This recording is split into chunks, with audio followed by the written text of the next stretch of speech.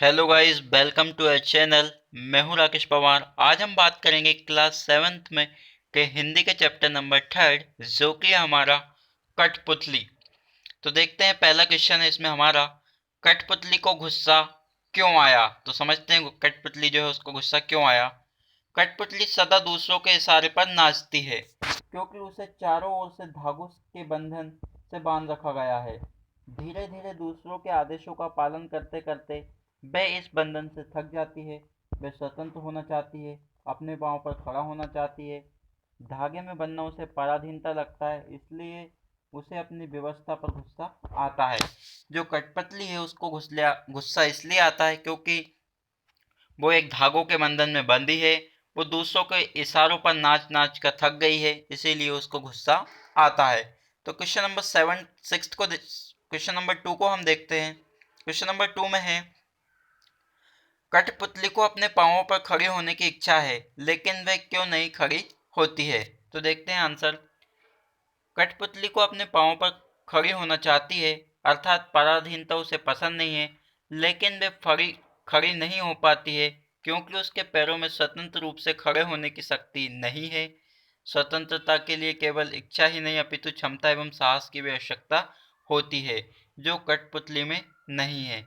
उसे यह भी चिंता है कि अन्य कठपुतलियों पर उसके इस विद्रोही कदम पर क्या प्रभाव पड़ेगा।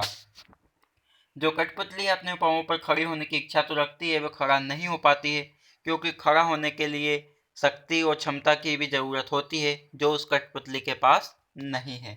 देखते हैं अब हमारा question number third. Question number third में पूछा है हमसे, पहली कठपुतली की बात दूसरी कठपुतलियों को क्यों अच्छी नहीं लगी। तो समझते हैं बात क्यों अच्छी नहीं लगी। जब पहली कठपुतली ने स्वतंत्र होने के लिए विद्रोह किया तो दूसरी कठपुतली को यह बात बहुत अच्छी एवं प्रेरक लगी, क्योंकि बंधन में रहना कोई पसंद नहीं करता है। वह भी अपनी इच्छा अनुसार जीना चाहती थी। वह भी गुलामी के बंधनों से दुखी एवं थक चुकी थी और आज़ाद होना चाहती थी। पहली कठपुतली की जो बात है वो दूसरी कठपुतली को इसलिए अच्छी नहीं लगी क्योंकि जो कठपुतली है वो स्वतंत्र होना चाहती थी, लेकिन जो दूसरी कठपुतली है वो ऐसा नहीं चाहती थी। इसी तरह से उनको ये बात अच्छी नहीं लगी। अब देखते हैं हमारा question number fourth. Question number fourth में हमसे पूछा है, पहली कठपुतली ने स्वयं कहा, ये धागे क्यों है मेरे पीछे आगे, इन्हें तोड़ दो, मुझे मेरे पांवों पर छोड़ दो। तो फिर वह चिंतित क्यों हुई है, ये कैसी इच्छा मेरे मन में जगी। नीचे दिए वाक्य की सहायता से अपने विचार व्यक्त कीजिए।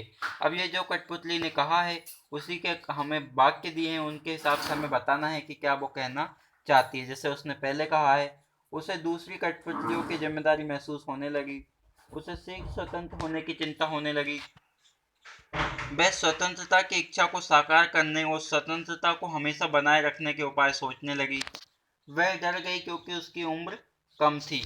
तो हम इन सारी बातों को ही यूज करके इसका आंसर बनाएंगे। तो समझते हैं, आंसर हो जाएगा, कठपुतली अपने पांवों पर खड़ी होना चाहती थी, लेकिन उसे पराधीनता पसंद नहीं थी, यानी कि कोई व्यक्ति उसको इशारे पर नचाए, ये उसको पसंद नहीं था।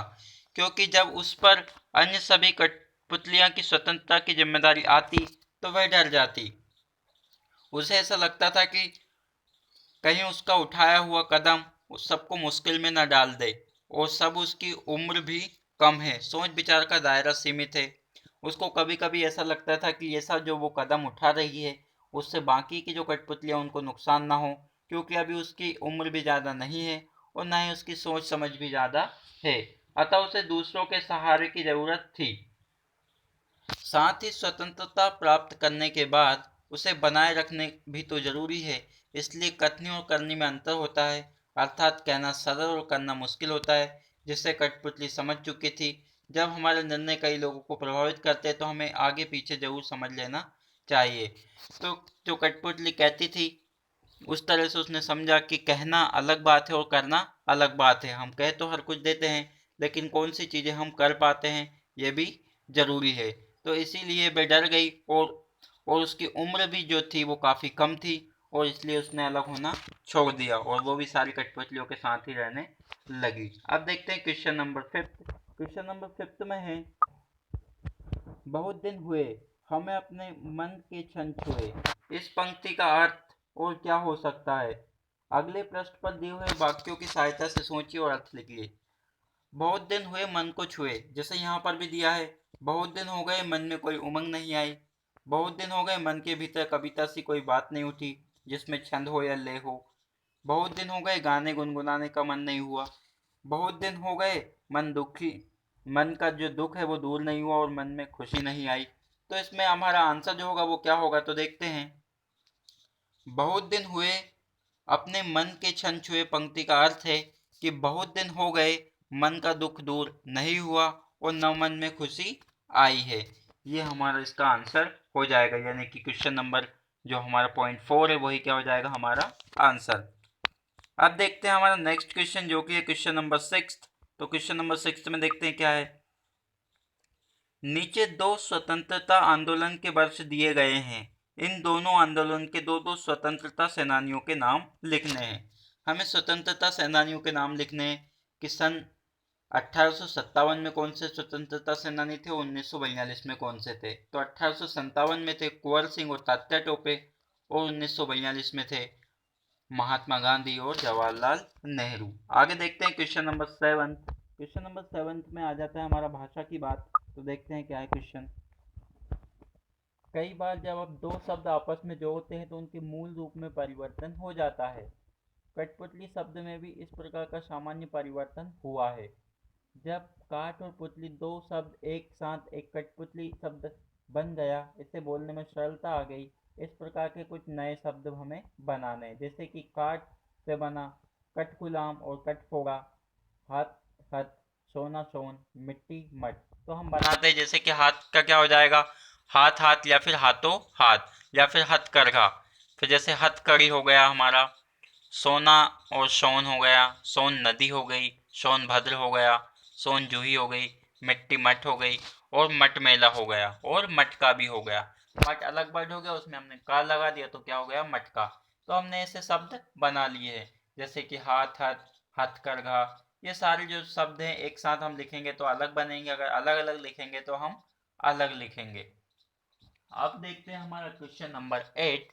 देखते हैं क्वेश्चन नंबर 8 में क्या है। कविता की भाषा में लय या तालमेल बनाने के लिए प्रचलित शब्दों और वाक्यों में बदलाव होता है। जैसे आगे पीछे अधिक प्रचलित शब्दों की जोड़ी है, लेकिन कविता में पीछे आगे का प्रयोग हुआ है। यहाँ आगे का बोली ये धागे से ध्वनि का तालमेल है। इस प्रकार से शब्दों को जोड़िए कि आप भी परिवर्तन कीजिए, जैसे कि दुबला पतला, इधर उधर, ऊपर नीचे, दाएं बाएं, गोरा काला, लाल पीला आदि। तो कैसे वर्ड हो जाएंगे, दुबला पतला का हो जाएगा पतला दुबला, इधर उधर का हो जाएगा उधर इधर, ऊपर नीचे का हो जाएगा नीचे ऊपर, दाएं बाएं का बाएं दाएं, गोरा काला का काला गोरा, और काला लाल या लाल पीला का क्या हो जाएगा पीला लाल। तो हमने इन शब्दों को पलट करके लिख दिया है और यही हमारा आंसर हो जाएगा। और यही यहाँ पर हमारा चैप्टर जो हो जाता है वो खत्म हो जाता है। इसके सारे जो आंसर क्वेश्चन थे हमने देख लिए हैं। अगर आपको कोई डाउट होता है तो आप हमें कमेंट कर सकते हैं। मिलते हैं नेक्स्ट वीडियो में। धन्यवाद।